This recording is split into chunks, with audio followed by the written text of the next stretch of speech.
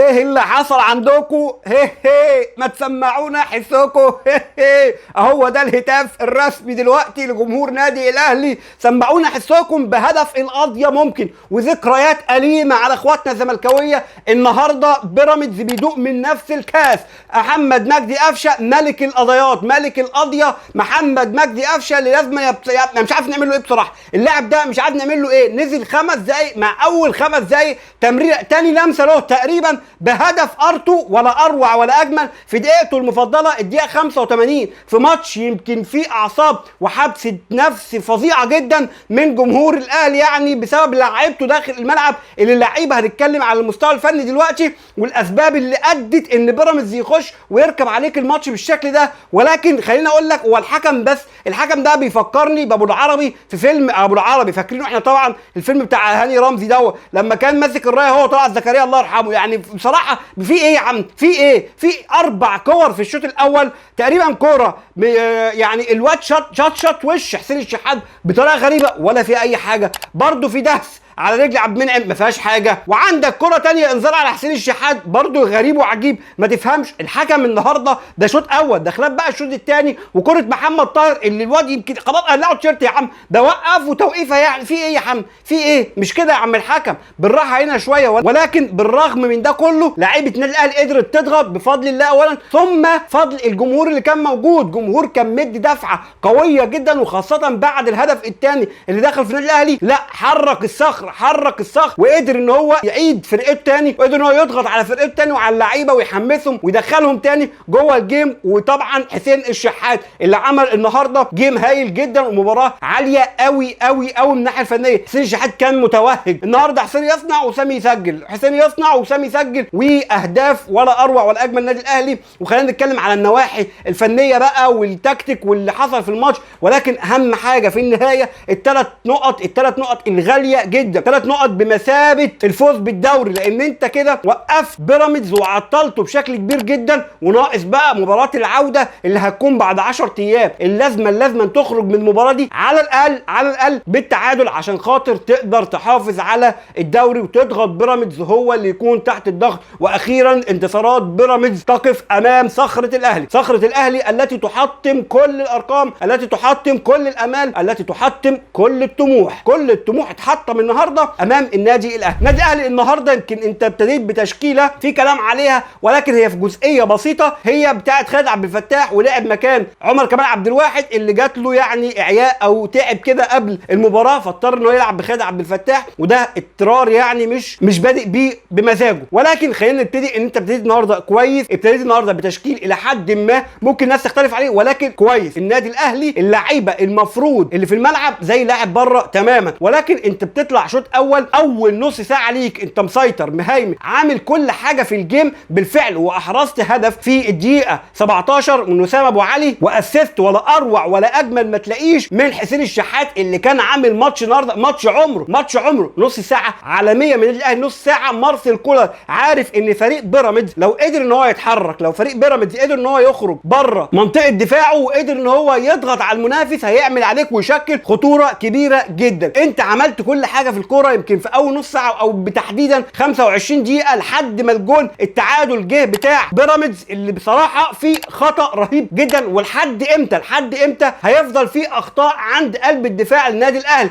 قلب الدفاع عبد المنعم وربيعه، واحد كان متقدم والتاني مش مغطي تسلل. في ايه يا جدعان؟ حتى لما رجعت اديت مساحه للاعب انه يروح وينفرد تماما بالمرمى ويسجل هدف التعادل اللي من بعدها الهدف ده انت دخلت بيراميدز الجيم وركبته عليك بشكل كبير جدا، وبدا يضغطك وبدا يهاجمك، وانت بدات يعني اعصابك تتهز شويه بعد الهدف ده. ولكن بدا النادي الاهلي ولاعيبه النادي الاهلي يمسكوا نفسهم شويه، وبالفعل في كره في الدقيقه الاخيره يعني في ايه يا عم وسام، حطها بقى جون، ولكن ما تجيش جون. وكان في كره برده لوسام بعد الهدف وقبل هدف التعادل لنادي بيراميدز، كان في كره برده جميله جدا واسست ولا اروع ولا اجمل من حسين الشحات، ولكن وسام ابو علي يحطها فوق العارضه بحاجه بسيطه، والمدافع هو اللي دخل في الجون، وساعتها الشبكه اتقطعت وحاجه زي كده ورجعت اتصلحت تاني. شوط اول انت كنت ممتاز جدا فيه، شوط اول انت عملت تقريبا 25 دقيقه ولا اروع ولا اجمل. الهفوه واول هجمه عليك لبيراميدز تيجي جون، فده اللي خلى ارتباك كبير عند لعيبه النادي الاهلي، وده بسبب السرحان والتوهان اللي بيحصل عند الدفاع. دفاع النادي الاهلي عليه علامات استفهام كبيره جدا، وفعلا بيضيع مجهود اللعيبه اللي بيلعبوا في خط الهجوم زي الشحات وزي وسام اللي عملوا شوط اول عالمي. وايضا لما نزلت الشوط الثاني انت فضلت ضاغط، فضلت عامل 5 دقائق ضغط عالي جدا، واول هجمه تروح عليك، بعد كده ضربه ركنيه، بعد كده هدف التقدم نادي بيراميدز في الدقيقه 50 والتمركز بتاع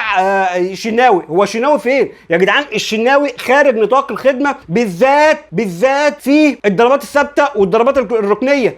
صفر تركيز بامتياز يعني من الشناوي. في يا عم الشناوي مش كده يا حبيبي، الله يكرمك ركز شويه، ركز، احنا مش حمل الاخطاء دي كتير. بعد كده النادي الاهلي اندفع اكتر، وبعد كده النادي الاهلي بدا يروح، وحتى كان في تراجع كبير قوي من لعيبه بيراميدز. يمكن حتى المدرب بتاعهم واقف على الخط عمال يزعق لهم ما ترجعوش اتقدموا، لانه عارف ان الاهلي لو مسك كوره وضغط فريق بيراميدز مش هيشوف قدامه. وبالفعل النادي الاهلي بدا يروح وبدا يهدد فريق مرمى بيراميدز باكتر من كوره، ولكن التكتلات الدفاعيه بتاعه اللعيبه بتاعه بيراميدز كانت حارمه لعيبه الاهلي ان هم يسجلوا اهداف، الى ان جاءت هجمه مرتده حلوه قوي وثروت لعب حلو قوي بسبب اندفاع بيراميدز وضغطهم المتقدم على النادي الاهلي. ولكن في كوره انت طلعت بيها بشكل حلو قوي جميل قوي، اتعمل ثرو لحسين الشحات اللي راح وقام قاضت الوقت، فرشه ما قداموش بقى غير انه جاب رجله وقام اتحسبت ضربه جزاء للنادي الاهلي عشان يسجلها وسام ابو علي في الدقيقه 63 من عمر المباراه. بعد كده النادي الاهلي يبدا يضغط، بعد كده النادي الاهلي يبدا يروح، بعد كده الكره بقت سجال راحه جايه، شويه بيراميدز ضاغط وشويه الاهلي ضاغط، ولكن في الاخر القوه البدنيه بتاعت اللعيبه بدات تقل بشكل كبير جدا. بعد كده تدخلات مارسيل كولر، وبصراحه انا نفسي افهم هو ليه اخر تغيير امام عاشور بقفشه لحد دلوقتي. انت شوط اول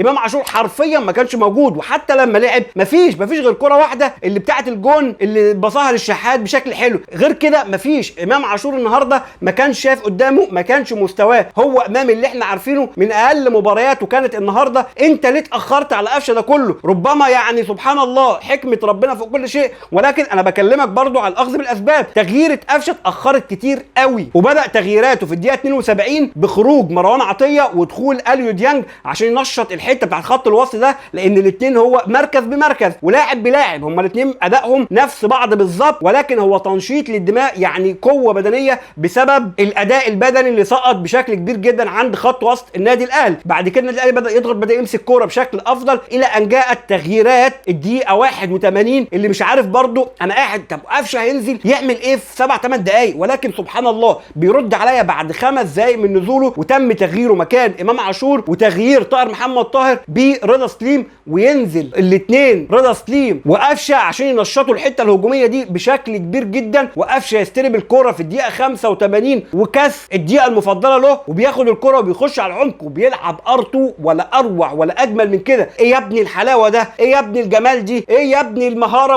والقوه في التصويب والدقه، حاجه كده يعني. لمين لمن هو يا جدع، في ايه يا جدع؟ لمين لمن مين ده؟ عندنا ملك القفشات، عندنا ملك القضيه محمد مجدي قفشه صاحب القضيه، بيجيب قضيه جديده في الدوري الممتاز امام بيراميدز عشان يسجل هدف ولا اروع ولا اجمل في لفته كانت حلوه جدا. بعد كده نزل يحتفل معاه هو امام عاشور وشاله فوق كتفه ولف بيه للجمهور وراح بيه للجمهور في حاجه يعني اللي هو المفروض بديل له، ما يكونش في حقد ولا غل. فلفته جميله من امام عاشور انه ينزل يحييه بنفسه على الهدف، هدف ب3 بونت مهمين جدا جدا جدا في مرحله الدوري. والاهلي يعني بيسيطر على الدوري وبيكسر امال وطموح بيراميدز امامه على صخره النادي الاهلي. ان شاء الله المباراه اللي جايه اللي بعد 10 ايام هي مباراه الاهلي مع بيراميدز العوده بقى، هي دي اللي فيها لعب كبير، وهي دي اللي لازم تخرج منها اضعف الايمان بتعادل عشان خاطر تستمر في الصحوه بتاعتك وتستمر في الصعود نحو الدوري ونحو البطوله. ان شاء الله تكون البطوله للنادي الاهلي، وموسم 2024 يكون الاهلي بطلا لهذا الموسم باذن الله باذن الله. وماتش جميل، ماتش حلو في المجمل، سيبك بقى من الاخطاء الدفاعيه والحاجات اللي حصلت وكلام، لا ماتش روعه، ماتش هو من افضل مباريات الدوري حتى الان. فعلا فعلا على راي ايمن الكاشف مباراه القمه الحقيقيه، القمه الحقيقيه اتلعبت النهارده بالفعل ما بين الاول اللي هو بيراميدز والثاني اللي هو الاهلي. الاهلي، مع ان الاهلي له مؤجلات ان شاء الله لو كسبها النادي الاهلي كلها بكده يفرق 4 بونت عن نادي بيراميدز، وان شاء الله باذن الله يكون الدوري اهلاوي. وكده كده يا بيراميدز الدوري في الجزيره، مش كده ولا ايه؟ ما تنساش تقول لي رايك في التعليقات يا صديقي، وطبعا تعمل لايك وشير للفيديو. لو مش مشترك في القناه تشترك وتفعل زر الجرس. لو بتشوفنا على فيسبوك يا ريت تعملها متابعه. دمتم في امان الله، والسلام عليكم ورحمه الله وبركاته.